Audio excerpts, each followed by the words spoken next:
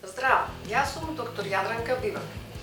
Денес во рамките на осумка сакам да зборуваме за начинот на лекување на современите хронични болести. Современите хронични болести, како диабет, карциноми, автоимуни, дегенеративни болести, анемија, остеопороза и така натаму, се лекуваат и не само тие болести, туку и сите други болести кои што се јавуваат кај човекот, се лекуваат и може да ги излекува еден систем кој што се нарекува имунитетен систем. Меѓутоа, кога зборуваме за имунитетниот систем, морам да кажам дека тоа е област која што стана поле за манипулација од страна на профитери кои што се бават било со прехранбена индустрија, фармацевска индустрија, па дури тоа стана едно поле за развивање на така наречениот медико бизнис. Не ми е поентата да ги уништам сите тие работи, туку едноставно да ги разоткријам замките кои што луѓето ги користат за да ги пласираат своите производи, кои што ги нарекуваат добри за лекување на ова или онаа болест, односно добри за создавање на имунитет. Една работа е многу важна и треба да се свати на вистински начин, ако се погледне од вистински агон, се разбира.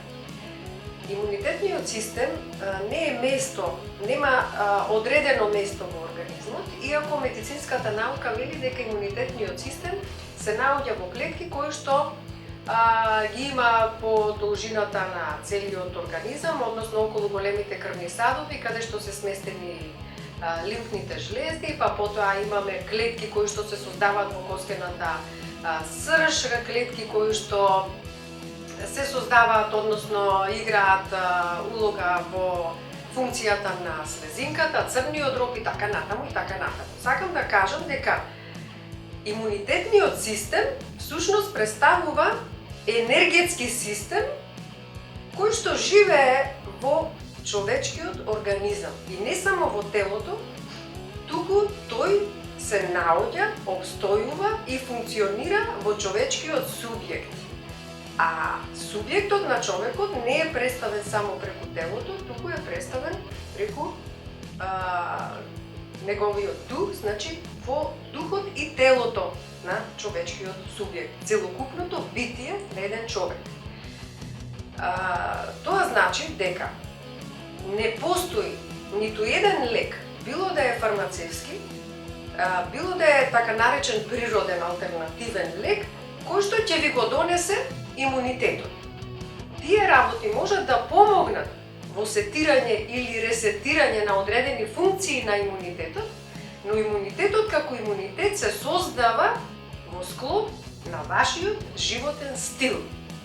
Најпрво, начинот на исхрана.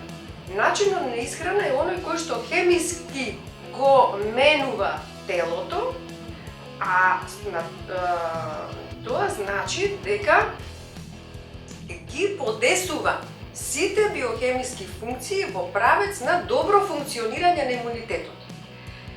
Тоа е број 1.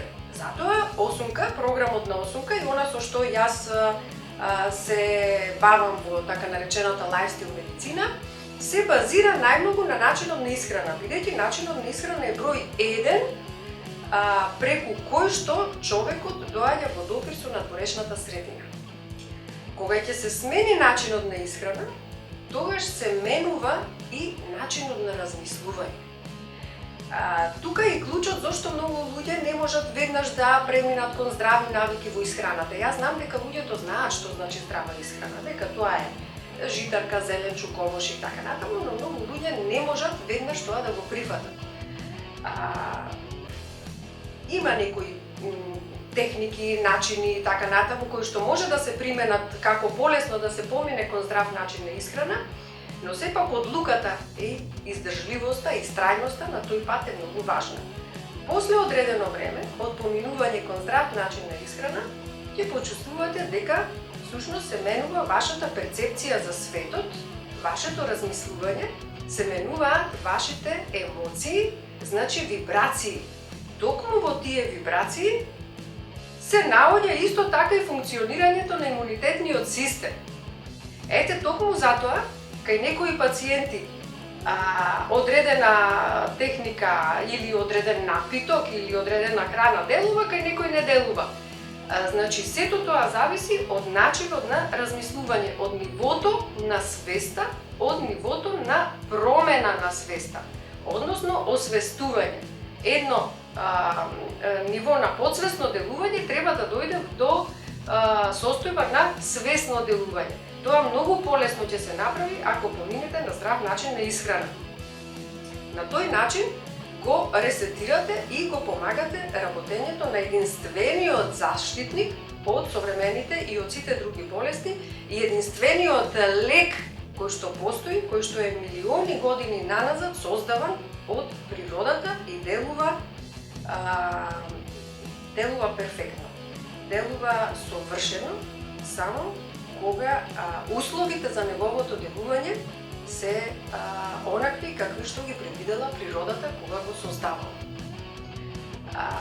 Затоа имаме пациенти кои што се излекували од терминална фаза, завршна и многу тешка фаза на некоја болест, како што се карциноми или тешка фаза на некои автоимуни заболувања, дегенеративни заболувања и така натаму. А имаме луѓе кои што зеле еден куп препарати, било да се фармацевски или природни препарати, напитоци, чаеви и така натаму, а не успеале да ја добијат битката со болеста. Има уште многу работи од оваа област, но во континуитет ќе се надоврзуваме. Се гледаме следното.